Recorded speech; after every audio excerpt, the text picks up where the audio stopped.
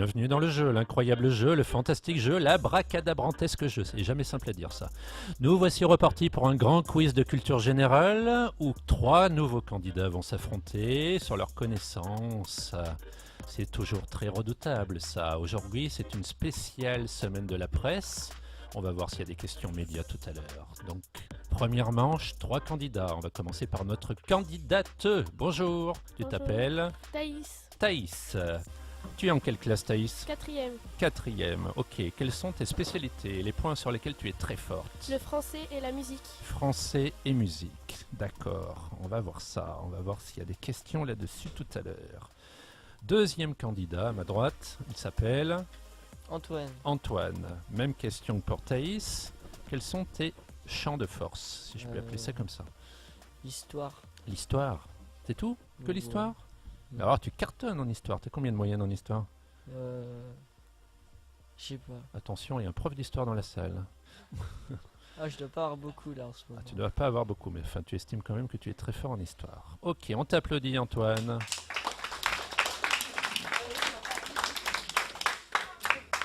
Dernier candidat, il s'appelle Yanis. Yanis. Yanis, tu es fort en Sport, maths et musique. tout ça, sport, maths et musique. Musique comme Thaïs. On t'applaudit Yanis. Et on applaudit nos 3 candidats. Je rappelle les règles de cette première manche qui s'appelle tout simplement le jeu. Je vais poser à tour de rôle à chacun des 3 candidats 2 questions de culture générale qui vont rapporter 1 point puis 2 points. En cas d'égalité, une question finale ou plusieurs viendra départager les candidats. Je commence donc par Thaïs. Thaïs, première question, c'est géographie. Où se trouve le Loch Ness? Est-ce que c'est en Écosse, en Irlande ou au Pays de Galles? Le lac qui s'appelle le Loch Ness. Est-ce que c'est en Écosse, en Irlande ou au Pays de Galles? En Écosse. En Écosse, ouais. Très bien. 1 point pour Thaïs. Tu sais pourquoi il est connu, le Loch Ness? Pour le monstre du Oui, Loch oui, Ness. le fameux monstre du Loch Ness mythique. Nessie, il s'appelle. Ok, très bien. Je me tourne vers Antoine. Antoine, comment appelle-t-on une vidéo partagée par un grand nombre de personnes en un court laps de temps sur Internet? Comment on appelle ça? Une vidéo partagée par le plus grand nombre de personnes en un très court laps de temps. Ah, comment on appelle ça? Attention, le décompte va s'enclencher, le terrible décompte qui commence à 10.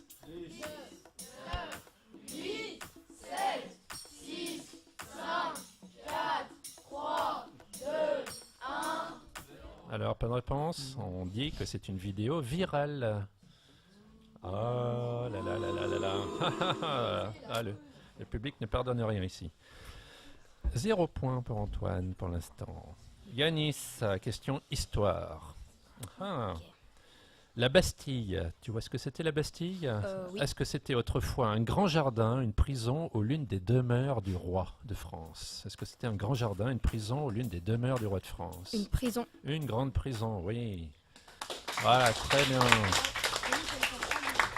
Et oui, notre 14 juillet 1789, le peuple parisien prend la Bastille, cette prison où on croyait qu'il y avait des centaines de prisonniers. En fait, quand ils vont prendre la Bastille, les Parisiens vont découvrir une petite poignée d'à peine 6 ou 7 prisonniers, c'est tout, dont les 3 quarts sont à moitié fous en plus. Donc, voilà.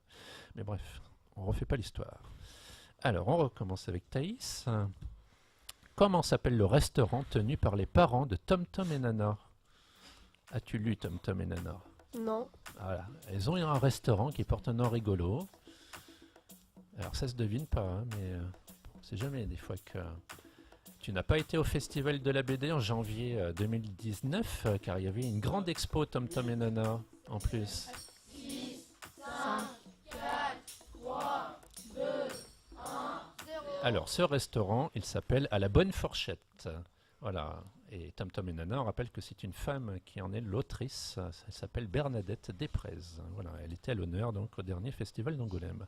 Bon, ben, tu fais 0 pour cette question. On rappelle donc que cette deuxième question rapporte 2 points hein, quand même. Donc tu as 1 point, Thaïs, pour l'instant. Antoine, qui avait marqué 0, je crois, à la première question. On va voir s'il se rattrape là. Alors, Paul roule pendant 15 minutes à 100 km/h, puis 20 minutes à 60 km/h. Quelle distance a-t-il parcouru? Je répète, Paul roule pendant 15 minutes à 100 km/h, puis 20 minutes à 60 km/h. Quelle distance a-t-il parcouru? À ton avis, hop là. À ton avis, calcule bien dans ta tête. 15 minutes à 100 km/h, puis 20 minutes à 60 km/h.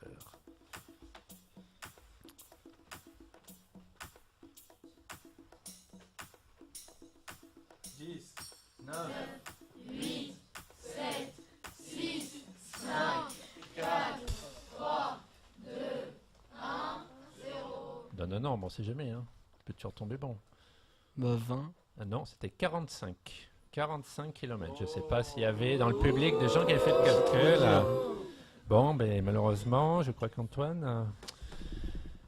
Ensuite, Yanis, à ton tour. À quel sport Jennifer Lawrence a-t-elle été entraînée par l'athlète olympique Katuna Loring en vue du tournage de Hunger Games? Est-ce que tu sais à quel sport Jennifer Lawrence a-t-elle été entraînée pour après jouer dans Hunger Games? Alors, L'héroïne d'Hunger Games. En quoi doit-elle être forte? je sais qu'elle est forte au tir à l'arc. Donc ta réponse c'est Tir à l'arc. très bien, c'est ça, le tir à l'arc. Ouais, 2 points.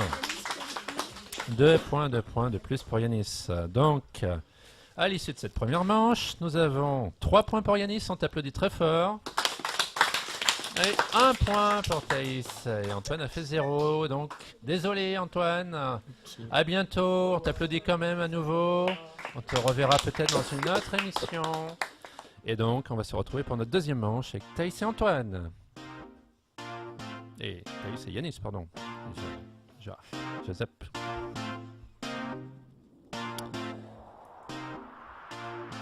Alors, cette deuxième manche, c'est le grand thème. Je rappelle les règles.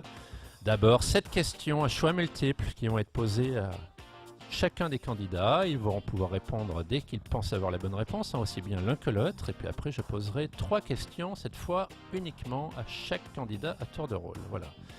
Donc, 10 questions en tout, pouvant entraîner le fait, quand même, quelque part, de marquer 10 points en tout. Voilà. Qui sera le gagnant tout à l'heure entre Thaïs et Yanis? Seul l'avenir le dira. Donc, le thème d'aujourd'hui va être mathématiques, sciences, SVT, tout ça.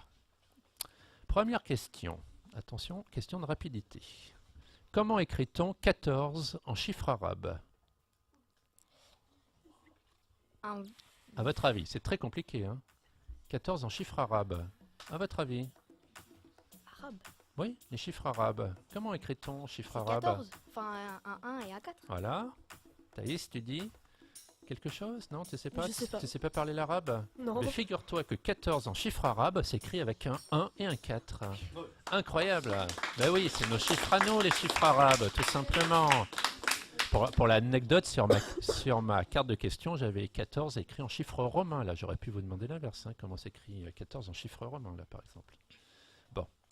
Donc, un petit point pour Yanis. Ok. On continue avec ces questions scientifiques et mathématiques. Comment appelle-t-on un polygone à 6 côtés? Un polygone à 6 côtés, c'est un...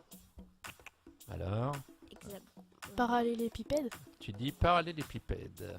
Et Moi j'aurais dit Yanis? hexagone. oui, Yanis, c'est Hexagone. ça, un hexagone. Très fort, décidément, très fort en maths. Mais il l'avait dit, Yanis. Il était fort en sport, en maths et en musique. Hein. Donc jusque-là, il prouve qu'il est effectivement fort en maths. On continue avec les calculs. Alors, 1 kilomètre est-il plus long qu'un mile, l'unité de distance américaine et anglaise? Un mile, M-I-L-E. Est-ce qu'un kilomètre est plus long qu'un mile? Est-ce que c'est vrai ou est-ce que c'est faux? Moi j'aurais dit que c'est faux. Toi, tu dis que c'est faux. Et toi, Faux aussi. vous dites tous les deux que c'est faux. Ben c'est ça, c'est faux, effectivement, puisqu'un mile, ça fait 1,6 km. Voilà. Donc, 1 point partout cette fois. Ouf, Thaïs se réveille. On continue. Il faut que je me retrouve dans mes questions. Voilà. 4e question. Quelle est la somme des mesures des angles d'un triangle? Alors ça, question maths basique au collège. Quelle est la somme des mesures des angles d'un triangle? Quel que soit le triangle, hein, évidemment. La somme des mesures des angles d'un triangle. Alors, donc j'attends un chiffre, un nombre même. La somme des mesures des angles. Alors, Alors attention, on va déclencher le décompte. 10, 9, 8, 7, 6, 5, moi j'aurais dit pi. 3, 2, 1. Je sais pas, je dis au pif. Non, pas de bonne réponse. La somme des mesures des angles d'un triangle, c'est 180 degrés, on Ah, rappelle. oui. Oh, mais Aïe, Oui, aïe, c'est aïe, aïe, facile, aïe, ça. aïe, aïe. Bon, allez, rien n'est perdu. On continue avec une cinquième question. Quel est le seul métal à rester liquide à température ambiante? Quel est le seul métal à rester liquide à température ambiante? Vous le savez tous, hein? Même le public le sait. Si, si. Quel est le seul métal qui reste liquide, quelle que soit la température? Il peut même servir à indiquer la température. Alors, faut-il déclencher encore une fois le thermomètre décompte? Quel métal permet de mesurer la température? L'acier. Non. Qu'est-ce qu'il y a dans un thermomètre? Commencez à avoir la bonne réponse. Le là, verre, le Thaïs. verre. Le mercure. Le mercure, c'est ce qui est liquide dans le thermomètre et qui monte et qui descend en fonction de la température. Ok. Allez, sixième question. Les fourmis, est-ce qu'elles appartiennent au même groupe que les guêpes et les abeilles? Enfin non, les fourmis appartiennent-elles au même groupe que les guêpes et les abeilles? Pardon, est-ce que c'est vrai ou est-ce que c'est faux? C'est faux. C'est faux, ça c'est ta réponse. Thaïs, Faux aussi. vous dites tous les deux faux, alors que c'est vrai. On appelle ce groupe les hyménoptères. Donc elles font toutes partie du même groupe d'insectes qui s'appelle les hyménoptères. Voilà, vous le saurez pour la prochaine fois. Dernière question de ma série de 7.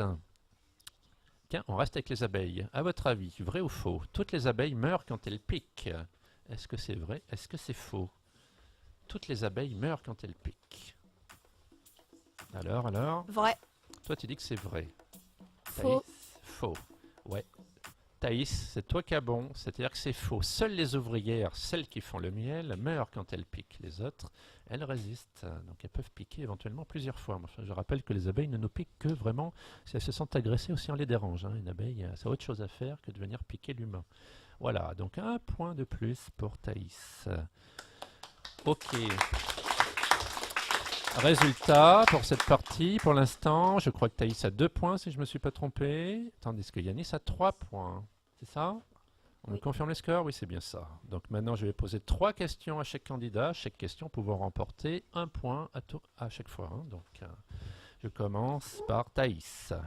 Quels gros mammifères aquatiques paisibles et herbivores sont parfois surnommés les vaches de mer? Ils sont tout blancs souvent. Quels gros mammifères aquatiques paisibles et herbivores, donc ils mangent de l'herbe, sont parfois surnommés vaches de mer? Ils sont tout blancs. Ils Un vivent- phoque. Non, pas des phoques. J'ai je dit ils sais. sont tout blancs. Les phoques, c'est rarement tout blanc. Ça vit plutôt du côté des côtes américaines, hein, quand même, dans les eaux assez chaudes. Un ours. Non, pensez aux ours blancs, non. Ce sont... Heureusement que les ours ne mangent pas que de l'herbe. Hein. Ils mangent des poissons, etc. Non, les lamantins. Tu vois ce que c'est les lamantins? Oui. Voilà, donc c'est ces animaux d'ailleurs qui ont donné lieu au mythe des sirènes, hein, aperçus par les marins à distance. Ils voyaient un corps qui était parfois un peu étrange, donc voilà.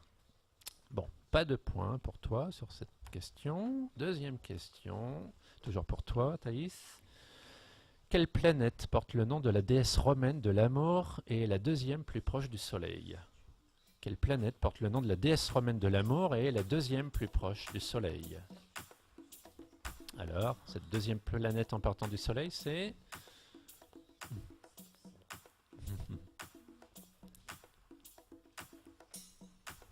Allez, le décompte, c'est parti. 8, 7, 5, 3. Alors, je vais me tourner vers le public. Est-ce que quelqu'un dans le public a la réponse? Corentin. Vénus, très bien. Oui, Corentin, très bien. Deuxième planète après Mercure. Je vous rappelle l'ordre des planètes. Mercure, Vénus, Terre, Mars, Jupiter, Uranus, etc. Saturne d'abord, Uranus, Neptune. Et avant, il y avait Pluton, mais plus maintenant. Voilà, a été déclassé. Bon, une dernière question. Encore une chance de marquer un petit point. Quel oiseau est le plus grand au monde? Quel oiseau est le plus grand au monde, à ton avis? À ton avis, quel oiseau est le plus grand? Ah, on ne souffle pas dans le public. Quel oiseau est le plus grand? Allez, le décompte, le décompte. L'autruche. Oui, l'autruche. Ouf, 1 point pour Thaïs. L'autruche, évidemment. C'est un oiseau, on n'y pense pas beaucoup, mais voilà. Ok. Alors, 3 points en tout pour Thaïs. Et Yanis a déjà 3 points. Donc, il faudrait qu'il fasse 0-0-0 pour que Thaïs ait une chance de s'en sortir. On va voir. Allez, 3 questions. Tiens, une question sur les planètes. Quelle planète du système solaire porte le nom du dieu romain, cette fois, père de Saturne? Quelle planète du système solaire porte le nom d'un dieu romain, père de Saturne? Ah ah. Uranus, j'aurais dit. Oui, c'est ça, Uranus. Bon, ben voilà, on peut dire qu'Yanis a déjà gagné, il a 4 points. Bon, est-ce que tu veux quand même qu'on te pose 2 autres questions encore pour voir si tu allé encore marquer 2 autres points? Ouais. Allez, pour le jeu, pour le plaisir du jeu. Alors, qu'est-ce qui alimente les voitures Renault Zoé et Nissan Leaf? Est-ce que c'est le biodiesel, l'hydrogène ou une batterie électrique? Qu'est-ce qui alimente les voitures Renault Zoé et Nissan Leaf? Biodiesel, j'arrive vraiment pas à le prononcer, l'hydrogène ou une batterie électrique? À ton avis, comment ça marche? Une batterie électrique. Oui, c'est ça, une batterie électrique. Bravo, bravo, bravo. Il est fort, hein, on vous le dit. Allez, dernière question. Quels pigments donnent leur couleur aux feuilles des arbres? Est-ce que tu sais comment s'appelle ce pigment qui donne leur couleur aux feuilles des arbres? Tu connais le mot, hein? On fait même des chewing-gums avec des fois. Quels pigments naturels donnent leur couleur aux feuilles des arbres? Non, tu sais pas? Va-t-on réussir à te coller un petit peu là-dessus? La menthe. Non, pas la menthe, c'est la chlorophylle. La chlorophylle, voilà. Bon, mais c'est quand même très bien. Donc, bravo Yanis, tu es le champion de cette émission. Tu vas gagner des petits lots pour toi. Tu vas gagner une BD, tu vas gagner un petit roman aussi. Je vais te donner tout ça. On va te retrouver dans l'émission où vont s'affronter les champions. Allez, à très vite, à bientôt pour l'incroyable jeu, le fantastique jeu, l'extraordinaire jeu.